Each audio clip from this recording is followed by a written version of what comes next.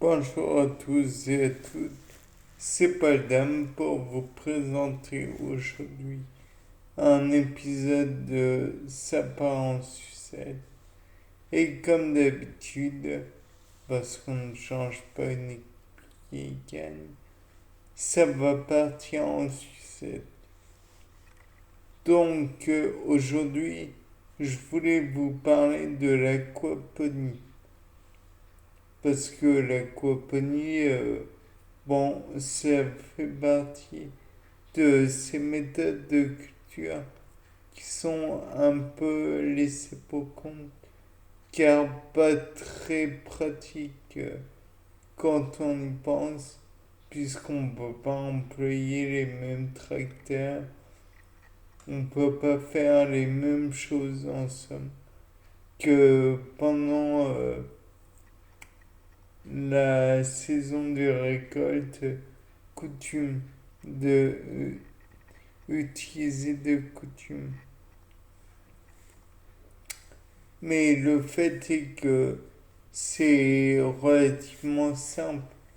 En fait, on permet à des poissons de vivoter entre les rangs de plantation, ce qui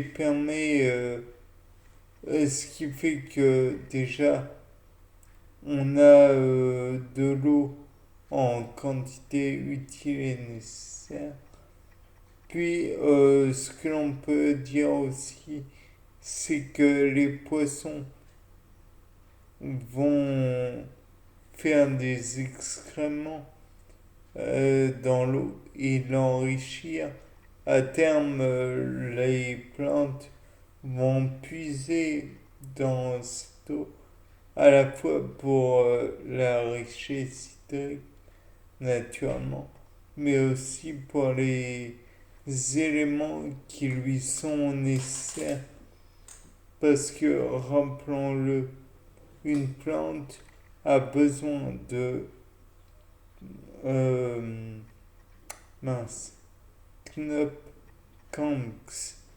Donc derrière ce, je sais pas comment le dire, ce moyen mnémotechnique se cachent les quelques symboles chimiques du potassium, de l'azote, de l'oxygène. Donc les trois se retrouvent déjà dans le salpêtre nitrate de potassium, bien que le salpêtre ne soit pas tout à fait pur, donc ne soit pas du nitrate de potassium pur. Ensuite, nous avons le P de phosphore, puis CAMX, comme je l'ai dit précédemment. Donc, Ca pour le calcium, Mg pour le magnésium et S pour le soufre. De là, on peut se dire, oui, mais Paul, à quoi va nous servir telle ou telle substance, tel ou tel atome, et tout et tout. Bon, alors déjà, du calme sur le ton, hein. J'ai pas envie d'être méprisé. Donc, tout d'abord, nous retrouvons le calcium pour, par exemple, les fibres musculaires.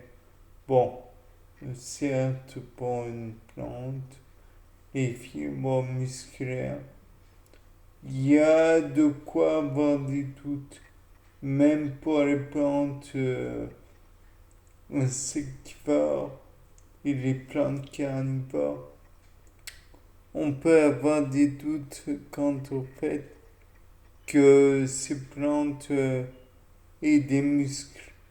Mais on peut dire en revanche qu'il y a tout de même des mouvements possible très lent, certes, mais quand vous voyez l'héliotropisme, vous pouvez envisager la possibilité d'un mouvement de la plante, toujours très lent, comme je l'ai dit, mais qui nécessite donc un mouvement.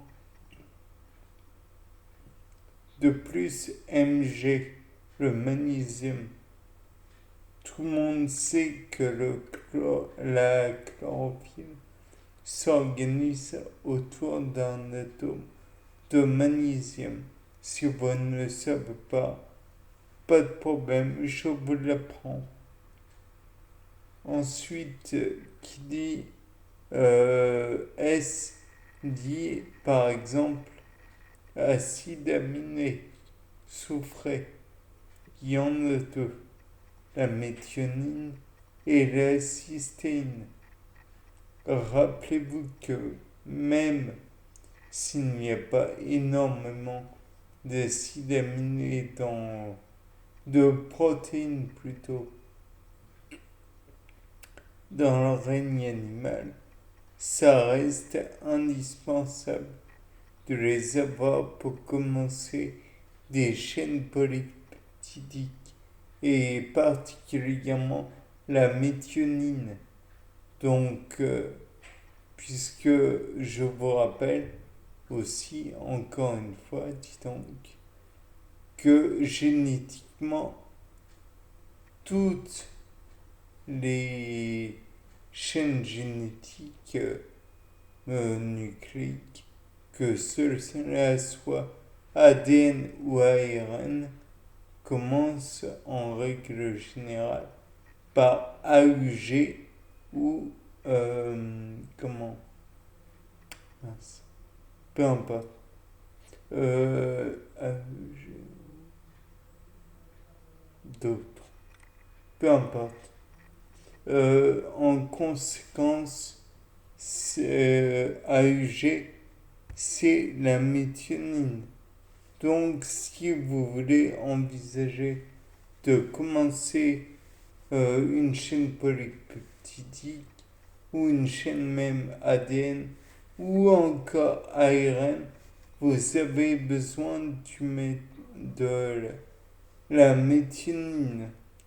Et si vous n'avez pas la méthionine, ATG, pardon, j'y repense, c'est la thymine dans l'ADN et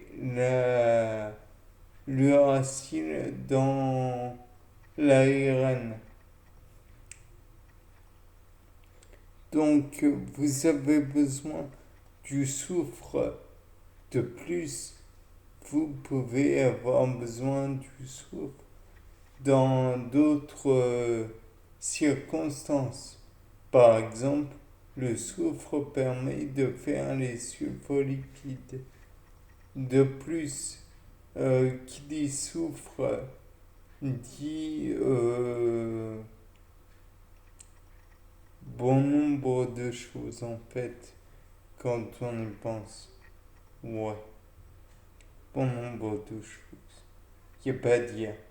Et c'est valable pour tous les êtres vivants. À partir du moment où vous avez du soufre, de l'ADN, pardon, dans le règne, vous devez avoir du soufre. Donc, c'est un atome indispensable. Par la suite, on peut se dire que le potassium, ça sert à quoi?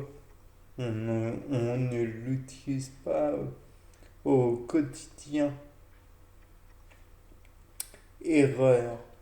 Parce que vous connaissez tous la fameuse pompe NaK.